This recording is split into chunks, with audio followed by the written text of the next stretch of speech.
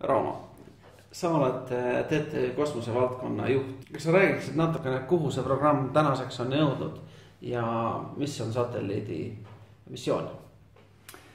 Satelliiti on siin 3-4 aastat arendatud, on kujunenud välja väga konkreetne teadmine, mida me tahame teha. Ja nüüd on täielikult satelliidi disain on valmis. Meil on kõikidest alamsüsteemidest on mingid prototüübid olemas, mida me saame katsetada. Et põhimõtteliselt me saame satelliidi peaaegu kokku panna. Millised huvitavamad alamsüsteemid satelliidi peal on, mis instrumendid? No, satelliidi üks põhieesmärk, siis tehnoloogiline tulemus, mis me tahame saavutada, on see, et me suudame teha maast pilte. Me suudame teha häid pilte ja täpselt sealt, kus me tahame. Me saadame satelliidile käsu, et mine tee sealt pilti ja siis me saame sellest hea pildi kätte, kui satelliit teeb Eestist ülelennu, kus meil on maajaam ja me saame kommunikatsioonisideme, eks ole, et me saame selle pildi kätte. Ja kaugem eesmärk võib olla, et kui see satelliit meil piisavalt kaua töötab, siis kaardistada kogu maa. See võib olla selline kaugem eesmärk. Või tõenäoliselt see jääb sinna kommunikatsiooni, ütleme, taha kinni, et nii palju infot me ei suuda kogu selle aja jooksul nagu alla laadida. Nii et me tahame tööle saada kaamera, visuaalse spektris ja infrapuna ja siis, et see kommunikatsioonisüsteem, mis pildid kätte saame, kõrgsageduslik, kõrge andmekiirusega, et see asi meil töötaks kosmoses. Kui teravat pilti see satelliit kosmoses maa suunas teeb ja kui kõrgel ta lendama hakkab? Me oleme seadnud eesmärgiks orbiit oleks selline 600 kilomeetrit. 600 kilomeetrit orbiit.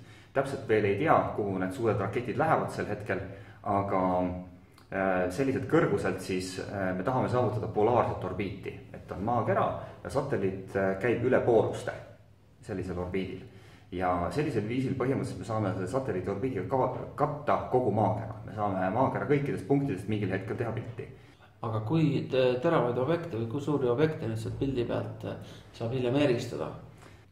See kompromiss, lahendus, mis me oleme leidnud seal on, et see üks pilt, mis ta parasjagu teeb, 5 megapikslit on kuskil linna suurune. Ja see on siis suurus kas 60 kilomeetrit või 100 kilomeetrit, umbes sellise suurusega pilt.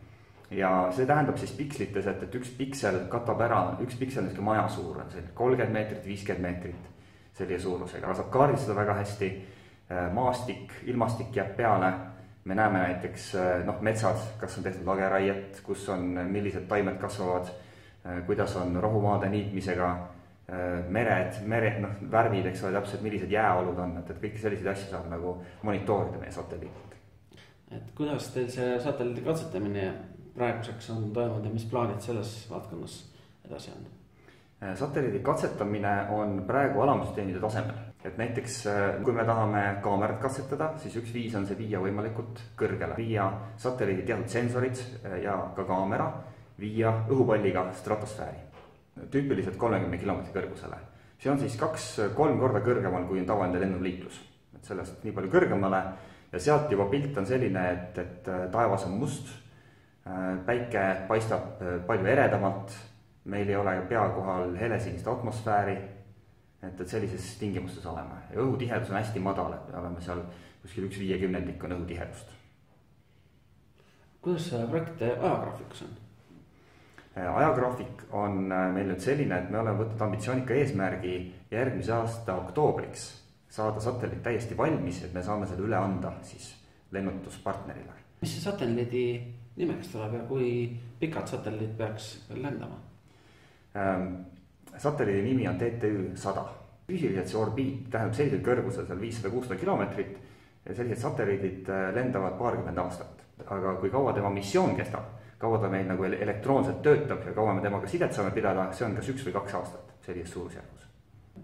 Kui keegi tunneb, et ta sooviks siia projekti panustada, siis mis võimalused selleks on? Selleks on täiesti suurepärased võimalused, me oleme väga avatud, me ootame kõiki liikmeid, eelkõige me muidugi teeme siin sellist reklaamitööd Tehnikaülikoolis, et me tahame meie tudengid saaksid kogemust ja teadmisi kõikides nendes valdkondades, mis on selle satelliidi ehitamisega seotud, kõikides kosmose valdkondades. On erinevad tehnilised valdkonnad, siin projektiga tegelemine erinevate külgede pealt, ka turundus, ka seadusandlus, mis sellega kaasas käib, et me tahame, et Tehnikaülikooli tudengid saaksid seda kogemust. See on üks eesmärk, miks me seda projekti teeme. Aga satelliidi projektis osalemine ei ole piiratud sellega, kas sa oled tudeng või ei ole, et võib tulla iga huviline põhimõtteliselt projekti juurde ja need tudengid, kes enam satelliidiga või tähendab, kes on nagu oma lõputöö ära teinud või kes on mingi projekti ära teinud, need tudengid ei pea lahkuma projektist, et me väga nagu tahame, et inimesed jätkaksid ja oleksid lõpuni asja juures ja tegeleksid sellega, aga samuti ka firmad, et kes tahavad panustada, kes tahavad sponsoreerida ja näidata enda võimekusi, kas kosmosetehnoloogias või mõnes seotud süsteemis, siis ka sellel oleme väga avatud, et hea meelega otsime koostööd. Aga suured tänud, Rauno, selle õiguheidu eest ja jõudu projektiga. Ja palun, aitäh!